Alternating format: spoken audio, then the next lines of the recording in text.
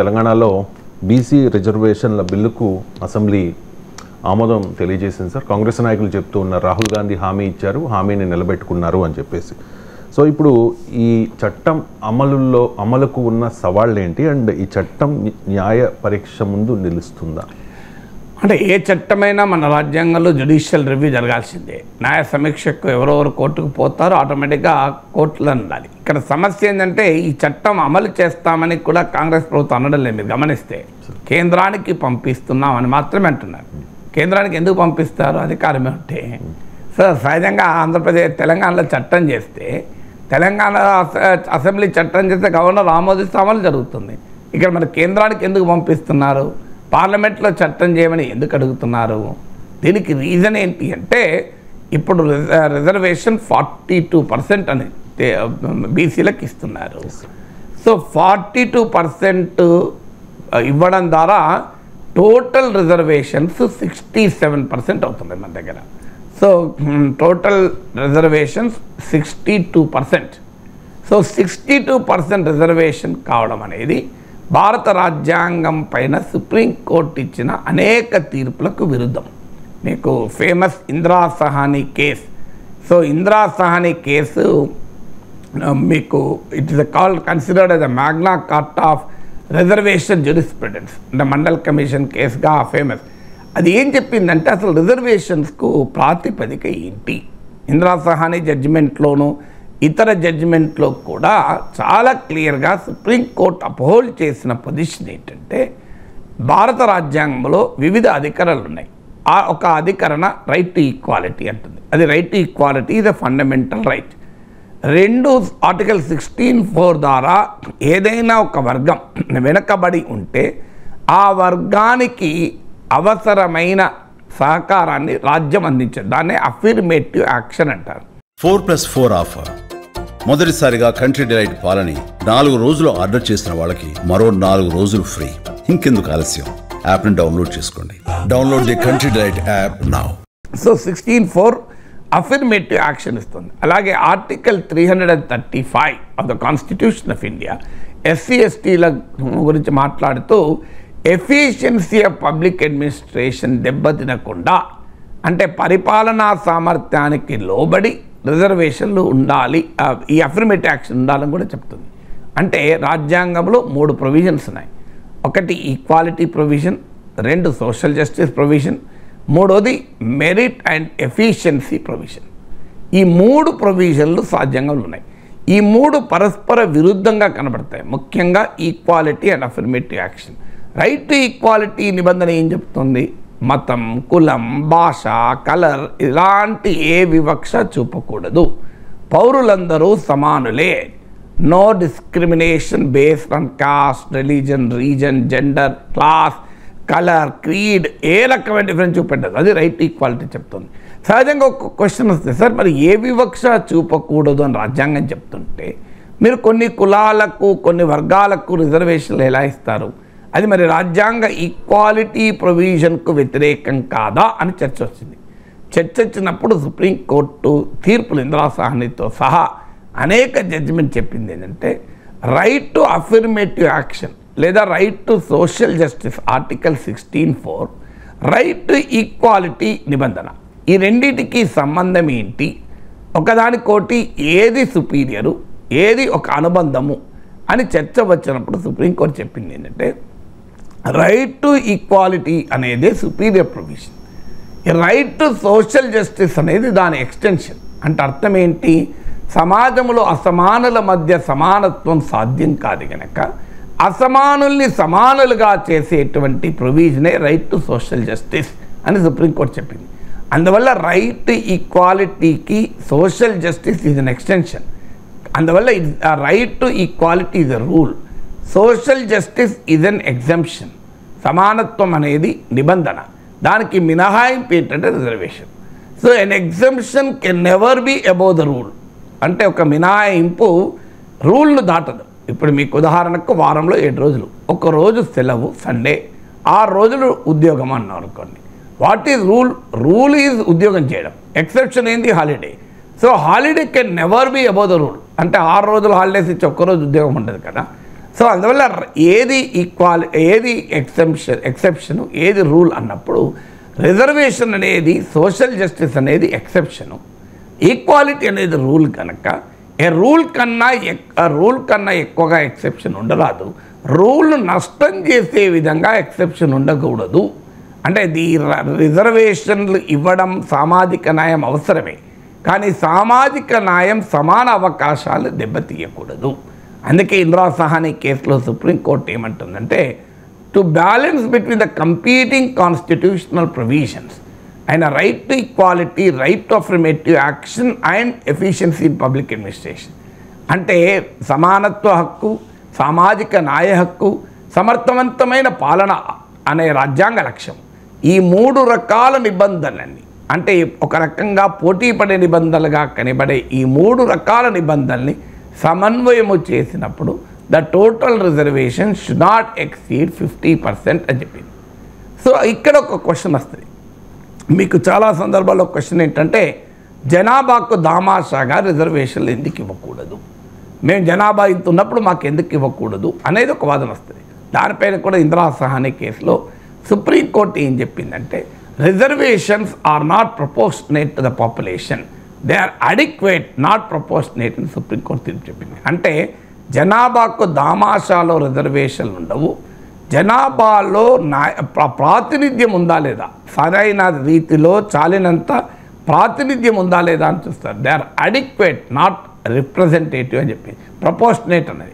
So ఈ అంటే అర్థం ఏంటి, అందుకే మీరు గమనించండి మండల్ కమిషన్ నివేదిక తర్వాత బీసీలకు రిజర్వేషన్లు ఇచ్చి బీసీలు 52% ఉంటారు దేశ జనాభాలో అన్నా కూడా అందులో సగం మాత్రమే ఇచ్చారు రిజర్వేషన్, 50 మీకు టోటల్గా ఇవ్వలే. సో అందువల్ల ఇది రాజ్యాంగ position as of today. Indira Sawhney judgement ఇది కాన్స్టిట్యూషనల్ పొజిషన్.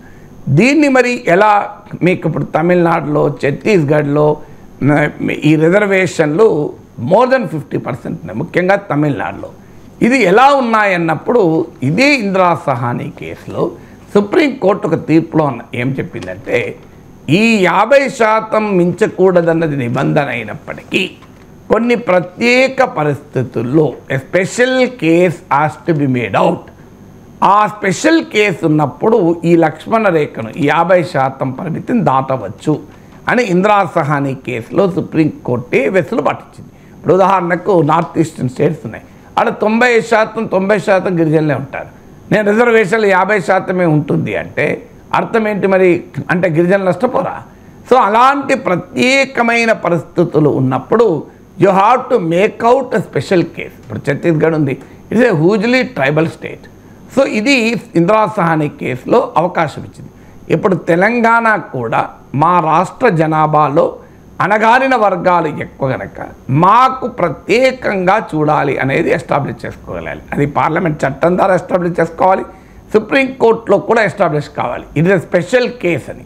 ఎందుకంటే తెలంగాణలో ఇప్పుడు 46% బీసీలు ఉన్నారు, ఒక 10% ముస్లిం బీసీస్ అన్నారు. ముస్లిం బీసీస్ అంటే వారు మతపరంగా ముస్లింలు కావచ్చు, కానీ వాళ్ళు కూడా వెనుకబడిన వర్గాల వాళ్ళే అని. అంటే ముస్లింలైనా హిందువులైనా వెనుకబాటుతనానికి మతం అడ్డంకి కాదు అనేది ప్రాతిపదిక. సో ఈవెన్ బీజేపీ పాలిత రాష్ట్రాల్లో, కర్ణాటకలో బీజేపీ పాలించిన సమయంలో కూడా కొన్ని ముస్లిం వర్గాలకు రిజర్వేషన్ ఉన్నాయి. అయితే వాళ్ళని ప్రత్యేకంగా హిందూ బీసీస్ ముస్లిం బీసీ అనలేదు కనుక కాంట్రవర్సీ కాలే, వాళ్ళని బీసీలుగానే అన్నారు. రిలీజన్ వైడ్గా లెక్కేసినప్పుడు వాళ్ళు ముస్లింలు లెక్కేశారు.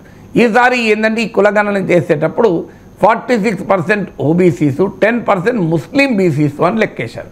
ముస్లిం బీసీస్ అని లెక్కేసే వరకు వివాదం జరిగింది. ముస్లిం బీసీసు హిందూ బీసీసు అనేది కాదు, మతం ఏదైనా వెనుకబాడుతనమే. ఇప్పుడు నువ్వు ఒక రజక సామాజిక వర్గంలో ఉన్నావు, రజకుడిగా అయినప్పుడు గుడికి పోతే రిజర్వేషన్లు ఉంటాయి, మసీదుకి పోతే రిజర్వేషన్లు ఉండవు అని రాజ్యాంగం, ఒక లౌకిక రాజ్యాంగం ఒప్పుకోదు. అందువల్ల చర్చికి పోతే రిజర్వేషన్లు ఉండవు అని అనరాదు, ఎందుకంటే మత విశ్వాసం వేరు, వెనుకబాడుతనం వేరు కదా అని. సో అందువల్ల భారతదేశంలో కొన్ని ముస్లిం వర్గాలకు చాలా కాలంగా రిజర్వేషన్లు ఉన్నాయి, ఇవాళ కొత్తగా వచ్చింది కాదు. కానీ ఈ నామన్క్లేచర్ వల్ల హిందూ బీసీసు ముస్లిం బీసీసు 10% ఉంటారు అనడం వల్ల ఈ సమస్య వచ్చింది. అందువల్ల ఇప్పుడు తెలంగాణ చట్టం నిలబడాలి అంటే స్పెషల్ కేసు మేకౌట్ చేయాలి. ఇది నెంబర్ 1 సమస్య. నెంబర్ 2, తమిళనాడులో ఏం జరిగిందంటే తమిళనాడు చట్టాన్ని రాజ్యాంగంలోని 9వ షెడ్యూల్లో చేర్చారు. రాజ్యాంగంలోని 9th షెడ్యూల్ అంటే ఏంటంటే ల్యాండ్ రిఫార్మ్స్ లెజిస్లేషన్స్ వచ్చినప్పుడు స్వాతంత్రం మొదట్లో భూస్వాములు కోర్టులకు వెళ్ళి ఈ స్టేలు తెచ్చుకుంటూ భూ సంస్కరణల అమలును అడ్డుకున్నారు. అప్పుడు ఈ రాజ్యాంగంలో 9th షెడ్యూల్ పెట్టారు. ఈ 9th షెడ్యూల్ ఏంటంటే రాజ్యాంగంలోని 9th షెడ్యూల్లో ఒక చట్టాన్ని చేరిస్తే అది న్యాయ సమీక్షకు అతీతం ఉంటుంది. అంటే if a legislation is placed under the 9th schedule of the constitution it is a subject beyond judicial review అని. అందుకొరకు ఆ 9th షెడ్యూల్ వచ్చింది. తమిళనాడు చట్టాన్ని అలా 9th షెడ్యూల్లో పెట్టడం వల్ల అది న్యాయ సమీక్షకు అతీతంగా నిలిచి ఇప్పటికీ అమలవుతుంది. అందువల్ల ఇవాళ తెలంగాణ చట్టాన్ని కూడా తీసుకెళ్ళి 9th షెడ్యూల్లో కనుక మోడీ ప్రభుత్వం పెడితే పార్లమెంట్ చట్టం ద్వారా అప్పుడు తెలంగాణ చట్టం నిలబడుతుంది. అయితే మళ్ళీ అక్కడ ఇంకొక ఛాలెంజ్ ఉంది. తమిళనాడు చట్టం వచ్చే సమయానికి లేని సుప్రీంకోర్టు జడ్జిమెంట్ ఒకటి తర్వాత వచ్చింది. ఆ జడ్జిమెంట్లో సుప్రీంకోర్టు ఏమన్నదంటే even if a law is placed under the 9th schedule the constitution if it is contradictory or contrary to the basic structure of the constitution it is liable for judicial review అన్నది. అంటే ఒక చట్టము రాజ్యాంగంలోని 9వ షెడ్యూల్లో చేర్చినా అది గనక రాజ్యాంగ మౌలిక స్వరూపానికి విరుద్ధమైతే దానిపైన న్యాయ సమీక్ష ఉంటుంది అని తీర్పు చెప్పారు. ఎందుకు? బేసిక్ స్ట్రక్చర్ అనేది ఎవరు కూడా వైలేట్ చేయరని. It is an inviolable part of the constitution అంటారు. అంటే ఉల్లంఘించడానికి వీలు లేని భాగం. రాజ్యాంగంలో దేన్నైనా సవరించుకోవచ్చు కానీ రాజ్యాంగ మౌలిక స్వరూపాన్ని సవరించకూడదు. కేశవానంద భారతి కేసులో parliament power to amend the constitution చర్చకు వచ్చినప్పుడు రాజ్యాంగాన్ని సవరించే హక్కు పార్లమెంటుకు ఉంటుంది కానీ దానికి ఎక్కడ ఆగిపోతుంది అంటే రాజ్యాంగ మౌలిక స్వరూపాన్ని మాత్రం మార్చలేదు. అది ఇన్వయలేబుల్ పార్ట్ ఆఫ్ ద కాన్స్టిట్యూషన్ కనుక బేసిక్ స్ట్రక్చర్ ఈవెన్ మీరు 9th షెడ్యూల్లో పెట్టినా ఇట్ కెనాట్ బి వయలేటెడ్ కదా. సో బేసిక్ స్ట్రక్చర్ను వయలేట్ చేసే చట్టం చేసి నేను 9th షెడ్యూల్లో పెడతానంటే అసలు కేశవానంద భారతి తీర్పుకే విరుద్ధం కదా. అందువల్ల inviolable part of the constitution ముట్టుకోవద్దని సుప్రీంకోర్టు తర్వాత తీర్పు చెప్పింది. అంటే ఇప్పుడు ఒకటి తెలంగాణ చట్టం 50% దాటుతుంది కనుక ఇందిరా సహానీ వర్డిక్ట్కు వ్యతిరేకం కనుక ఇది న్యాయ సమీక్షకు నిలబడదు. పార్లమెంటు ప్రత్యేక చట్టం చేసి దీన్ని 9th షెడ్యూల్లో చేర్చాలి. 9th షెడ్యూల్లో చేర్చినా రేపు ఏదైనా కోర్టు విచారణ తీసుకొని ఇది బేసిక్ స్ట్రక్చర్కు విరుద్ధం అంటే అప్పుడు పోతుంది. కానీ మొదలైతే 9th షెడ్యూల్లో చేర్చాలి. తర్వాత ఇది స్పెషల్ కేసుగా పరిగణించగలగాలి. స్పెషల్ కేసుగా తెలంగాణ చట్టాన్ని చూడగలగాలి. అందువల్ల ఈ లీగల్ హర్డిల్స్ క్లియర్గా ఉన్నాయి. అందుకే రాజకీయ పార్టీలు ఏమంటున్నాయి, కాంగ్రెస్ పార్టీ కూడా ఏమంటుంది, మేము మా ప్రయత్నం చేశాం, చట్టం చేశాం, ఇప్పుడు మా చేతులు లేదు, కేంద్ర మంత్రి అయిన కిషన్ రెడ్డి, బండి సంజయ్లు బాధ్యత తీసుకోవాలి, ఇది పార్లమెంటు మోడీ ద్వారా చేయించాలి. బీఆర్ఎస్ ఏమంటుంది, మీరు ఢిల్లీలో కూడా పోరాడదాం, మేము కూడా వస్తామంటున్నారు కదా. సో దాని వెనకాల కారణం అది. నార్మల్గా ఒక చట్టం చేస్తే ఢిల్లీకి పోవాల్సిన అవసరం ఉండదు కదా. సో ఈ చట్టం వెనకాల ఉన్నటువంటి ఈ 50% అనే సమస్య ఉంది కనుక ఈ చట్టం ద్వారా 50% దాటుతుందని. అయితే రిజర్వేషన్లు ఇవ్వడానికి ఇంకో ప్రిన్సిపల్ కూడా ఏంటంటే మీకు రామ్ నాయక్ కేసులో జాట్ల కేసులో సుప్రీంకోర్టు తీర్పు చెప్పింది. It should be based on an empirical study. మీ విమ్స్ అండ్ ఫ్యాన్సెస్ అంటే నా ఇష్టాల ఆధారంగా రిజర్వేషన్లు ఇవ్వరాదు అని మీకు ఈ జాట్ కేసులో సుప్రీంకోర్టు తీర్పు చెప్పింది. అందువల్లనే ఇప్పుడు తెలంగాణ ప్రభుత్వం కులగణనం చేపట్టి కులగణనం ఆధారంగా రిజర్వేషన్లు ఇచ్చింది, లేకపోతే నిలబడేది కాదు. సో ఆ బేసిక్ కాన్స్టిట్యూషనల్ రిక్వైర్మెంట్ను పూర్తి చేసింది, కులగణనం చేసి కులగణన. అందుకే రేవంత్ రెడ్డి పదే చెప్తున్నాను, మీరు కులగణనాన్ని ప్రశ్నిస్తే బీసీ రిజర్వేషన్ల రాజ్యాంగబద్ధతే పోతుంది. చాలా అది కరెక్ట్. అది ముఖ్యమంత్రి అనేది ప్రతిపక్షాలు పదే ఈ కులగణన సరిగా జరగలేదు, కులగణనాన్ని కాలబెడతా, కులగణనాన్ని చింపేస్తా, అసలు ఈ కులగణన మీద తప్పుల తడక అంటున్నారు. ఇది ఎక్కడికి పోతుందంటే 42% రిజర్వేషన్ బేసిసే పోతుంది. ఎందుకంటే ఈ కులగణన ఆధారంగానే 42% వస్తుంది. అందుకే ముఖ్యమంత్రి పదే అంటున్నారు, మీరు కులగణనాన్ని ఖండిస్తే ప్రశ్నిస్తే రేవంత్ రెడ్డిని ప్రశ్నించినట్టు కాదు, బీసీల ఎంపవర్మెంట్ ప్రశ్నించినట్టు. ఎందుకంటే ఏ బేసిస్ లేకుండా 42% ఎట్లా ఇస్తాను రేపు కోర్టులు అడుగుతాయి. సో 42% ఇవ్వడానికి బేసిస్ ఏంటి?